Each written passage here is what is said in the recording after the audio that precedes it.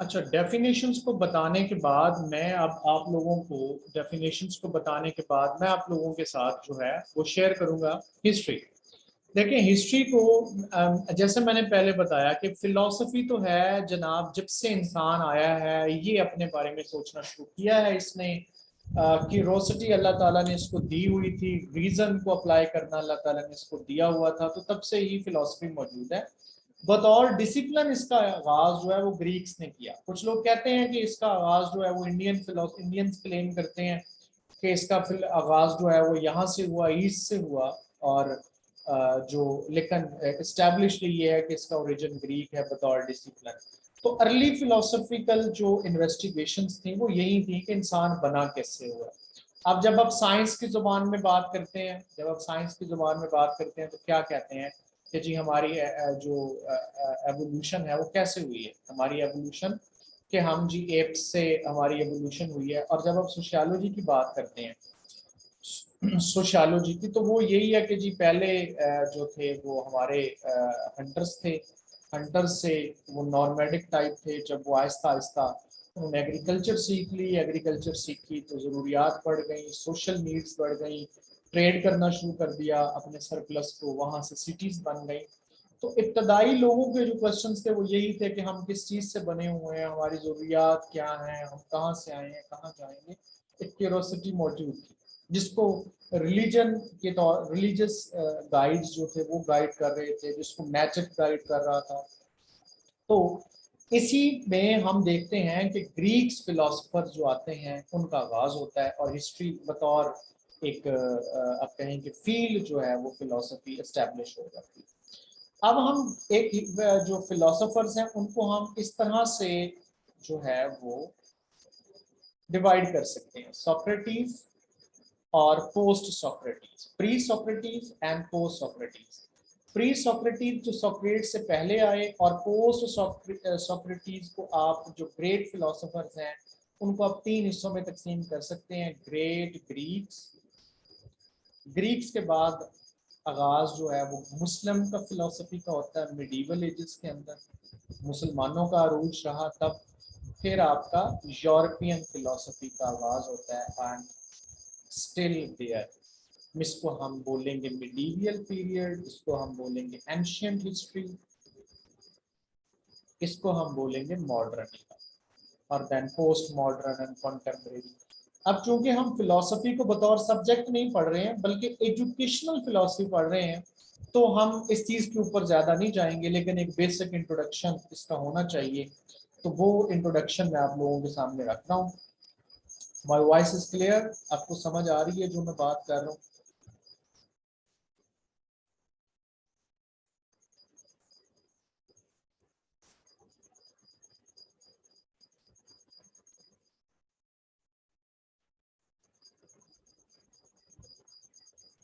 Okay, ठीक हो। अच्छा, अब देखें कि जी हम शुरू करते हैं थेल्स ऑफ मेरिटियस। एक फिलोसफर का नाम है थैलस ऑफ मेरिटियस। ये कहता है कि यूनिवर्स वाटर से बनी हुई है। इस पे आपने मेरी एक टर्म को याद रखना है, डायलैक्टिक्स।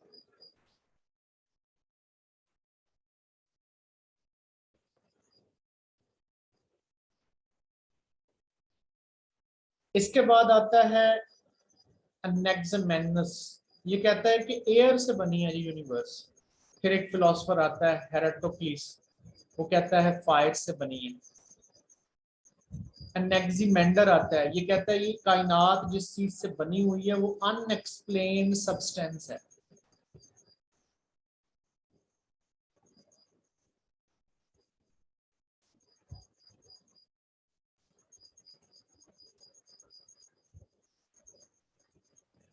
इसके बाद हम देखते हैं पैरामेंडीज। ये कहता है यूनिवर्स परमानेंट है, चेंजिंग नहीं है, इसने अपनी एक राय दी।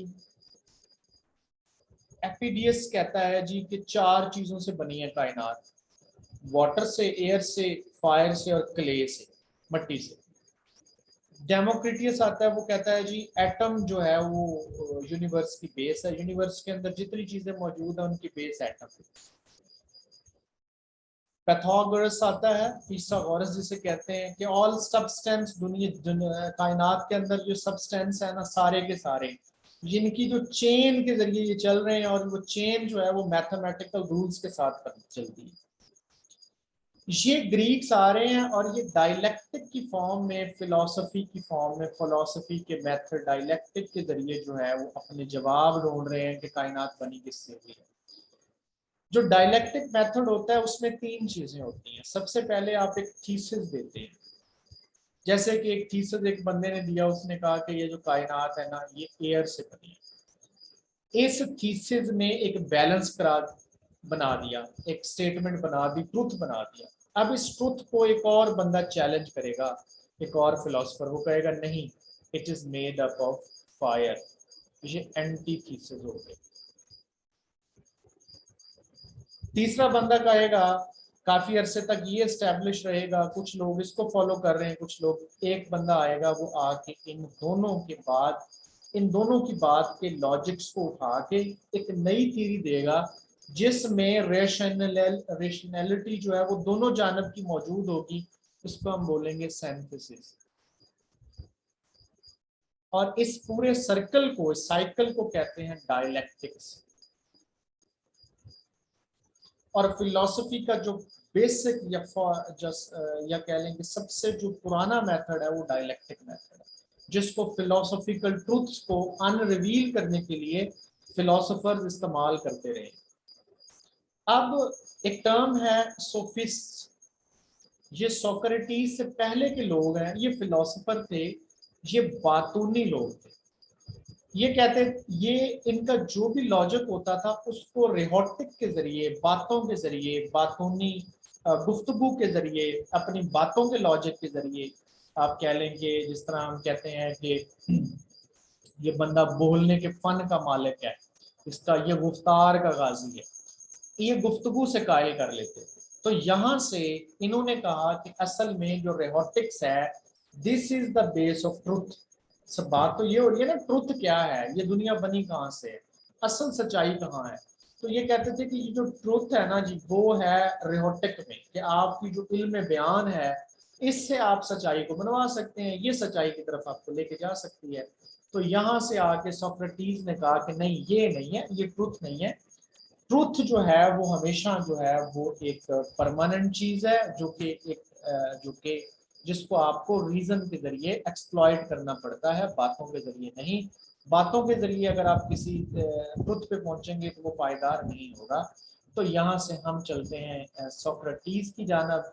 सोक्रेटिस जो है वो उस्ताद है प्लेटो का, प्लेटो उस्ताद है अरिस्टोटल का, और Aristotle was a tutor of Alexander the great, Sikandar Azam का। ये एक एमसीक्यूज है आपके पीपीएससी का, और इनकी आपने एजेस के अंदर इनकी जो ईयर ऑफ बर्थ, ये हम वैसे सोक्रेटिस और प्लेटो और एरिस्टोटल का जब हम एजुकेशनल सिस्टम्स पढ़ेंगे उसमें इनके इंट्रोडक्शन भी पढ़ेंगे। तो बेसिकली इनका इंफॉर्मेशन के लिए जो आपने अगर बनाना है पहले से, तो वो ये है कि ये पैदा कब हुए, कहाँ पैदा हुए, एंड इनकी बुक्स और सिस्टम ऑफ एजुकेशन। ये एमसीक्यूज के हवाले से अहम है। डायरेक्ट बेसिक एमसीक्यूज जो है वो यही पूछ लिया जाता है कि Socrates, Plato was a teacher of Aristotle, Socrates और अलेक्जेंडर, इस तरह से इनका लिंक पूछ लिया जाता है। तो वो उसको आप इस कोई भी एक्रोनिम बना के आप याद कर सकते हैं। ग्रीक्स, बहुत ग्रीक ने अरूज देखा, ग्रीक फिलोसफी ने। उसके बाद मुसलमानों के पास फिलोसफी भी आई, साइंस भी आई, इल्म भी आई। मिडीवल एरास के अंदर मुसलमानों ने 15वीं सदी तक बड़ा अरूज देखा। और ये जो एजेस थी इनको इंग्लैंड के अंदर, यूरोप के अंदर डार्क एजेस कहा जाता है। फिर 15वीं सदी के बाद मॉडर्न एरा के अंदर भी हमें यूरोपियन फिलोसफर्स मिलते हैं। तो that was a brief introduction of philosophical history. अच्छा, अब देख, एक टॉपिक है छोटा सा, फिलोसफी का साइंस के साथ क्या ताल्लुक है। फिलोसफी अजम्पशंस का नाम है, आप अज्यूम करते हैं किसी भी चीज को कि यार ये जो मेरा ख्याल है कि ये ऐसे होगा, उस पर आप कुछ लॉजिक भी देते हैं। जबकि साइंस अज्यूम नहीं करती, साइंस परफेक्शन की बात करती है कि ये ऐसे है बस। फिलोसफी हर फिलोसोफर की डिफरेंट हो सकती है। साइंस के अंदर एक बंदा डिफरेंट थ्योरी दे सकता है, लेकिन जो थ्योरी और एक्सपेरिमेंट वो दे रहा है वो एक ही रिजल्ट प्रोड्यूस करेगी, चाहे उसको 100 बंदे अप्लाई करें, 100 साइंटिस्ट जो प्रैक्टिशनर अप्लाई करेंगे, अगर वो वैसा रिजल्ट नहीं दे रही, वो थ्योरी जो है वो रिफ्यूट हो जाएगी। ये एब्स्ट्रैक्ट आइडियाज की बात करता है फिलोसफी, और साइंस करती है कॉन्क्रीट आइडियाज की बात। सब्जेक्टिविज्म एंड ऑब्जेक्टिविज्म, सब्जेक्टिविज्म का मतलब क्या होता है कि आप अपनी बात करते हैं कि मेरी नुक्ता नजर के मुताबिक ये है, जबकि ऑब्जेक्टिविज्म का मतलब ये होता है कि आपकी जाती कोई ताल्लुक नहीं है, चाहे आज की दुनिया में कोई काम कर रहा है, अफ्रीका में कोई कर रहा है, कोई एक्सपेरिमेंट हो रहा है, कोई एशिया में हो रहा है, कोई बात हो रही है, साइंस ऑब्जेक्टिव लैंग्वेज में बात करती है, सब्जेक्टिव में नहीं करती। इनेटिज्म, फिलोसफी कहती है कि आपके ना इल्म जो है वो आपको वदायत भी हो सकता है, आप अपने दिमाग को इस्तेमाल करते हुए सिर्फ अपने इल्म को ले सकते हैं, आपके अंदर फैकल्टीज मौजूद है। जबकि साइंस कहती है कि जब तक आप सेंस परसेप्शन के जरिए, ऑब्जर्वेशन के जरिए, एक्सपेरिमेंट्स के जरिए कोई चीज प्रूव नहीं करते, वो इल्म नहीं है। इसके बाद जनाब ब्रांचेस ऑफ फिलोसफी हम पढ़ेंगे।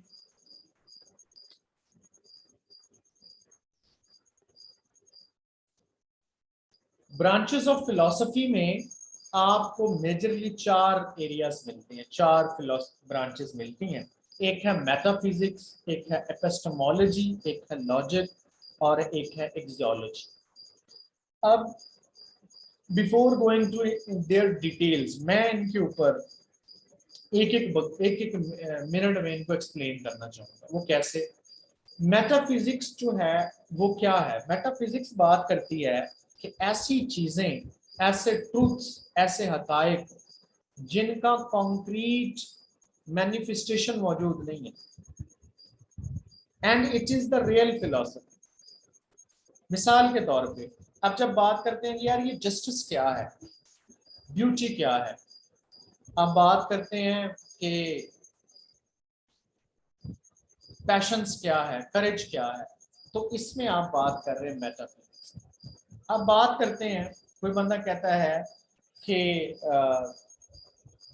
यूनिवर्स की बात कर रहे हो, आप कहते हैं आप बात करते हैं कि यार इज इट रियल, ये यूनिवर्स रियल है, इज इट रियल, क्या वाकई यूनिवर्स रियल है? तो this is metaphysics. Beyond the physical, और आप कह लें कि कस्टमरी मीनिंग, जब भी आप किसी अनकॉमन चीज के बारे में बात करेंगे, कोई ऐसे अनकॉमन क्वेश्चंस करेंगे जिनका ताल्लुक आम जेनेरिक परसेप्शन के साथ नहीं है, वो मेटाफिजिक्स के जुमरे में आता है। जब आप ऐसे क्वेश्चन फिलोसफी में डील कर रहे होंगे तो आप उसकी ब्रांच मेटाफिजिक्स में डील कर रहे हैं। एपिस्टेमोलॉजी का ताल्लुक जो है वो नॉलेज के साथ है। ये कहती है कि इसमें 3 क्वेश्चन हम करते हैं कि जिस इल्म की बात करते हैं, इल्म क्या है, रियलिटी क्या है। इल्म यही है ना कि हकीकत को जानना, हकीकत क्या है। इल्म हम हासिल कैसे कर सकते हैं? आंख के जरिए कर सकते हैं, दिमाग के जरिए, वलायत के जरिए, कैसे कर सकते हैं? और इल्म की नेचर क्या है? क्या ये एवर लास्टिंग होता है, हमेशा रहने वाला होता है? क्या ये चेंज होता रहता है? क्या इसके अंदर यूटिलिटी का आंसर मौजूद है? क्या इसके अंदर एवर लास्टिंग का इंप्रेशन मौजूद है? तीसरे नंबर पे हम आ जाते हैं लॉजिक। लॉजिक कहते हैं ऐसी आर्ट को जिसके जरिए आप राइट और रॉन्ग के दरमियान जो डिफरेंस है ना वो जान सकें। रीजनल रीजनिंग जो एबिलिटी आपकी, जिससे आप राइट और रॉन्ग का बारे में फ़र्क जान सकें, इसको आप 2 जावियों से देखते हैं, डिडक्ट करके लॉजिक निकालते हैं या इंडक्ट करके निकालते हैं। मैं आपके सामने 2 मिसालें लिख रहा हूँ कि एक मैं कहता हूँ कि जी, एक मैं कहता हूँ कि मैन इज मॉर्टल और अली इज अ मैन, और मैं एक स्टेटमेंट देता हूं कि अली इज मॉर्टल। अब ये एक जनरल ट्रूथ है, जनरलाइजेशन है, और अली एक पर्टिकुलर बंदा है, खास शख्स है। जब मैं जनरल से पर्टिकुलर की तरफ आऊंगा, जब मैं जनरल से पर्टिकुलर की तरफ आऊंगा तो मैं डिडक्ट करूंगा, डिडक्टिव अप्रोच है। मैंने रीजन इस्तेमाल की और मैंने डिडक्ट किया। इसके उल्ट मैं अपने दोस्त के अली के पास गया, उसके बाग के अंदर जो रोजेस थे वो रेड थे। मैं नसीम के बाग के अंदर गया, उसके गार्डन के अंदर रोज भी रेड थे। मैं जुनेद के बाग के अंदर गया, उसके रोज भी रेड थे। मैंने एक असम्पशन दी कि ऑल रोजेज आर रेड। मैंने एक लॉजिक दिया कि ऑल रोजेज आर रेड। तो मैंने क्या किया, पर्टिकुलर से जनरल की तरफ आया। ये पर्टिकुलर है, खास नाम है। एक मैंने इससे general statement the, this is inductive method.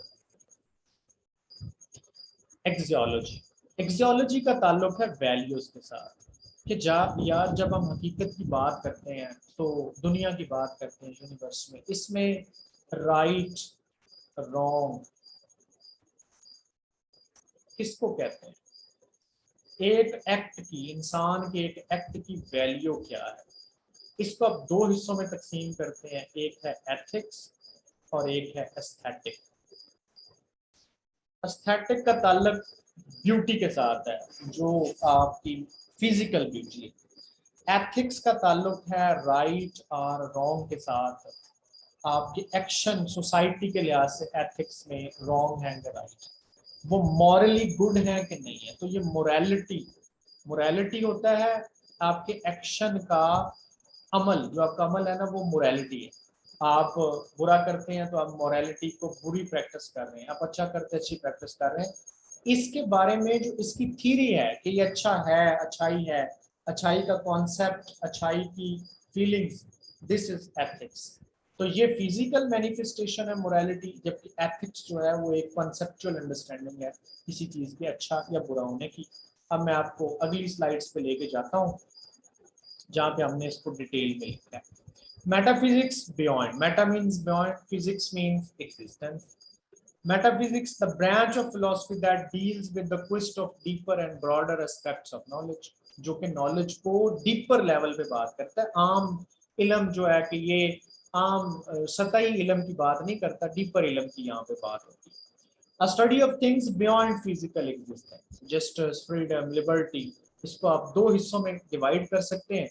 एक जनरल मेटाफिजिक्स है और एक पर्टिकुलर मेटाफिजिक्स है। जनरल मेटाफिजिक्स को आप सिर्फ बीइंग्स के क्वेश्चन पे डील करते हैं। जब आप बीइंग के ऊपर बात करते हैं, हु आई एम, ठीक है, what is my origin, what is the origin of human, this is ontology and this is a sub branch of metaphysics.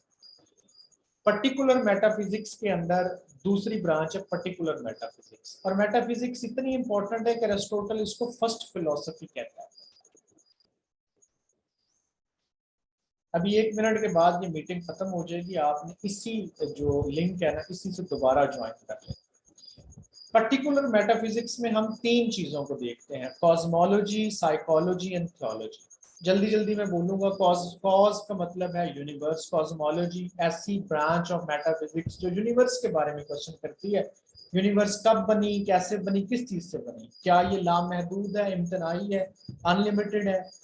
Psychology है science of study of soul, आपकी रूह की, आपके इनर सेल्फ की जो study metaphysics की branch है, और ये डील करती है सोल के साथ, आप